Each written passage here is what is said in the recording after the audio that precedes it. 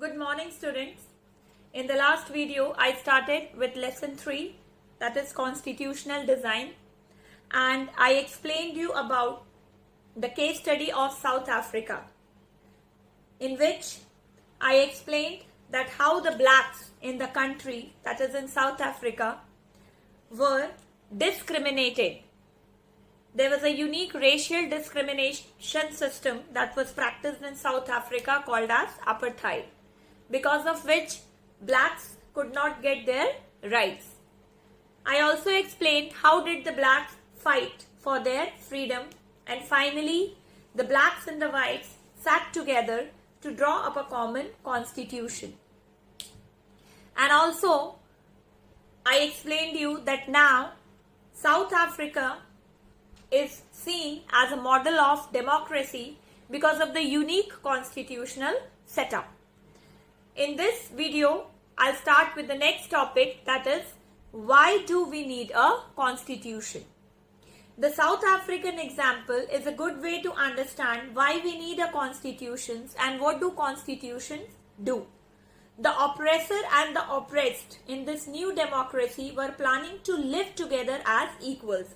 So who were the oppressors? The oppressors were whites. And who were the oppressed? The oppressed were blacks. So if you remember, what did I explain you in the last video? That the black leaders requested the fellow blacks or the black citizens of the country to forgive all the atrocities of the white. That is, forget and forgive, and let's move towards a new country. That is, a new democratic country where everyone would be treated as equals. It was not going to be easy for them to trust each other. They had their fears. Okay, whites were also under a fear after they sat together to draw a common constitution.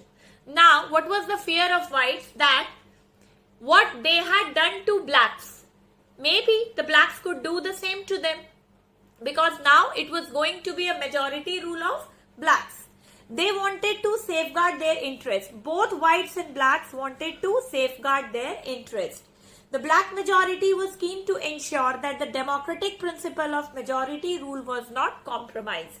They wanted to establish a democratic country. They wanted substantial, that is good amount of social and economic rights. The white minority was keen to protect its privileges and property. Both the section wanted to protect itself from any kind of atrocities.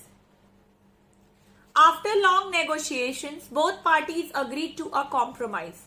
The whites agreed to the principle of majority rule and that of one person, one vote. So I had also discussed the same thing in the previous video, that both, that is whites and blacks, they sat together to draw a common constitution and they both agreed to the demands of each other. Blacks agreed to some of the demands of the whites and whites also agreed to some of the demands of the blacks. They also agreed to accept some basic rights for the poor and the workers. That is, social justice was also kept in mind. The blacks agreed that majority rule would not be absolute. Absolute means complete. There's a very famous saying, power corrupts, and absolute power corrupts absolutely. So if any section is given absolute power, the section would tend to be dictatorial in nature. So complete power was not given to the blacks. They agreed that the majority would not take away the property of the white minority. Majority means more in number and minority means less in number. So they both sat together and also gave rights to minorities. This right is also available in our Indian Constitution. This compromise was not easy. How was this compromise going to be implemented? Even if they managed to trust each other, what was the guarantee that this trust will not be broken in future? So, of course, this trust was not going to be easy.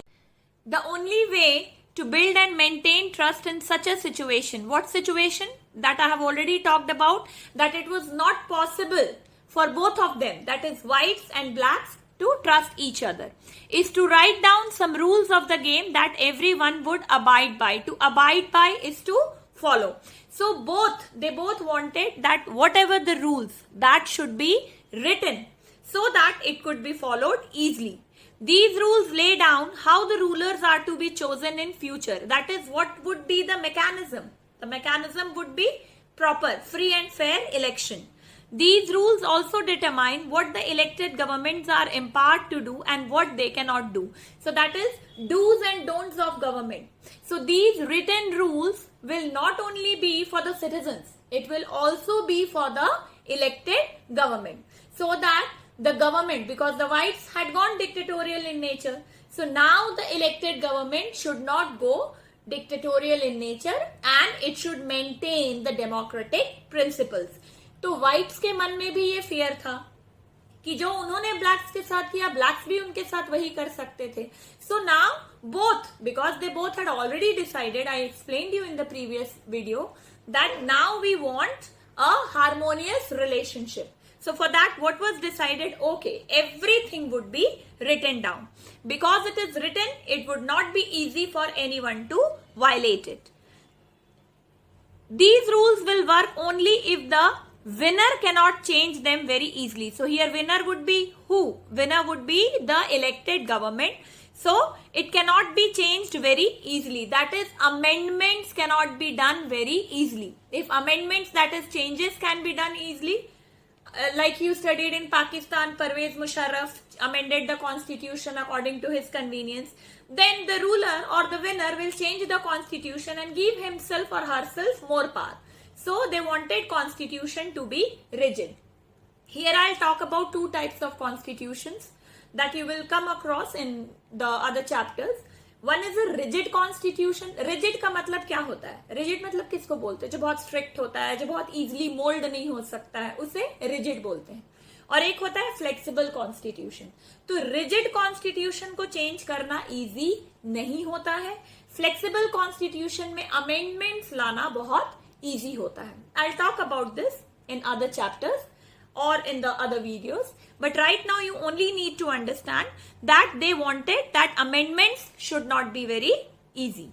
This is what the South Africans did. They agreed on some basic rules. They also agreed that these rules will be supreme, that no government will be able to ignore these. This set of basic rules is called a constitution. So this set of written rules that gives adequate power to citizens, it also gives enough power to government, and it also restricts the power of government. These set of written basic rules is called a constitution. Constitution making is not unique to South Africa. It is not something different that South Africa has done. Every country has diverse means varieties. Her country में diversity है. Diverse groups of people. Their relationship may not have been as bad as that between the whites and the blacks in South Africa. It depends upon the historical context. कोई जरूरी नहीं है कि जो south Africa में हुआ वो सारी कंट्रीज में हुआ हो, but all over the world people have differences of opinion and interest. You, when you are in classroom, when you are at your home, when you are with your friends, of course it does not mean that whenever we are sitting together we'll have same views or same opinion. We always encounter differences of opinion and interest, and it is a very natural phenomenon. Whether democratic or not, most countries in the world need to have these basic rules. वो country democratic हो या ना हो, लेकिन एक set of written rules, basic rules का होना बहुत जरूरी है, so that violation easily ना हो सके. Verbal, अब जब किसी को बोल के promise करते हैं, तो अगर उसे किसी ने break कर दिया तो कोई evidence नहीं है कि उसने ऐसा कहा था. What is the evidence? But when something is written, it becomes permanent. This applies not just to governments. Any association needs to have its constitution. Now here it does not mean that only government has a constitution. Constitution का मतलब क्या है? Set of basic rules, written rules. So in that context, आपकी जो school diary है, what is that? School diary starts with prayer and a set of written rules. So that is also a constitution. It could be any club in your area. It could be a cooperative society or a political party. They all need a constitution. Even political parties, they have their set of written rules. So they all need a constitution. So what does constitution means? Set of basic rules. Thus, the constitution of a country is a set of written rules that are accepted by all people living together in a country. Constitution is the supreme law, the law of the land, the most important law of the land that determines the relationship among people living in a territory who are called as citizens. जहां पे हम रहते हैं वहां के हम citizens होते हैं. And also the relationship between the people and the government. So constitution serves dual purpose. First, what will be the relationship of the people among themselves? आपका दूसरे के साथ क्या रिलेशन होगा, and not only that, what will be your relationship with the government? A constitution does many things. First, it generates a degree of trust and coordination that it is necessary for different kind of people to live together. So we all must live in harmony, and for that we need to trust each other. तो trust कैसे होगा? जब written rules होंगे, we will have a belief कि no, our rules cannot be violated easily. Second, it specifies how the government will be constituted. Who will have power to take which decision? So how the government will be constituted? By the means of election. Who will have power to take which decision? Now this is mentioned in the constitution itself, that the elected government will take all the powers. Third, it lays down limits on the powers of the government. That is, the absolute power is not given to the government. I already told you, power corrupts and absolute power corrupts absolutely. So even the government's power is restricted by the constitution, which is called as limited government, and tells us what the rights of the citizens are. Rights means our claims. Any claim that we make is our right. So what are our rights? What can we expect from government? What claims can we make from government? That is also mentioned in the constitution. Fourth, it expresses the aspirations of the people about creating a good society. So what does it talk about? It talks about the aspirations of the people, the hopes of the people, that they want to live together in a good society. All countries that have constitutions are not necessarily democratic, but all countries that are democratic will have constitutions. That is, it is not necessary that all countries that have constitutions will be democracy. Even China boasts about that. China talks that it has a constitution, but not necessarily that China is a democratic country. China boasts about being a democratic country.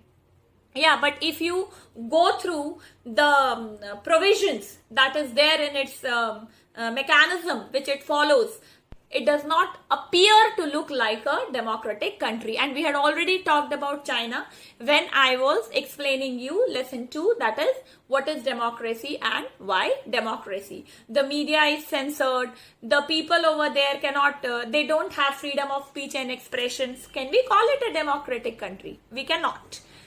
But all countries that are democratic will have constitutions. So any country that is truly democratic will have a set of written rules so that the people can enjoy living in harmony. After the War of Independence against Great Britain, the Americans gave themselves a constitutions. After the revolution, so it started with the Americans, USA. The first USA was the country which gave itself a written constitution. Now here I'll talk about two types of constitution, unwritten and written. Now what is the difference between written and unwritten constitution? Don't take it in the manner कि written constitution लिखा हुआ होता है और unwritten constitution वो होता है जो लिखा हुआ नहीं. अगर वो लिखा हुआ नहीं है तो फिर rules follow भी कोई नहीं करेगा. Written constitution only means that there is one book. एक बुक है, जितने भी प्रोविजंस है, like if you talk about our Indian constitution, fundamental rights, fundamental duties, DPSPs, that is directive principles of state policies, okay, power of president, prime minister, council of ministers, everything, special status given to some of the states, judiciary, everything is there in one holy book, that is constitution. An unwritten constitution, the constitution of Great Britain, that is unwritten. So unwritten here does not mean कि वो लिखा हुआ नहीं, it is scattered. There is another book for Bill of Rights, that is fundamental rights. Magna Carta अलग book, rule of law अलग से book है. So what does it mean कि प्रोविजंस तो उनके पास भी वही है, लेकिन वो अलग अलग बुक्स में है. There is not one book. Okay, so this is the basic difference between unwritten and written. And here itself I'll explain you one more thing which is not there in your book, but I would like to give you some extra information. Written constitution is a rigid constitution. Written constitutions के provision को change करना is not very easy. Unwritten constitution is a flexible constitution. We can change the provisions easily. After the revolution, the French people approved the democratic constitution. So, any country which moves towards democracy gets itself a constitution. Since then, it has become a practice in all democracies to have a written constitution. So, now all the countries which are truly democratic, they have a constitution of their own. And it is mandatory. We need a constitution so that there is a set of written rules which can be followed by everyone, and people, they know that what is their relationship with others and also with the government. Thank you. I'll meet you again in the next lecture.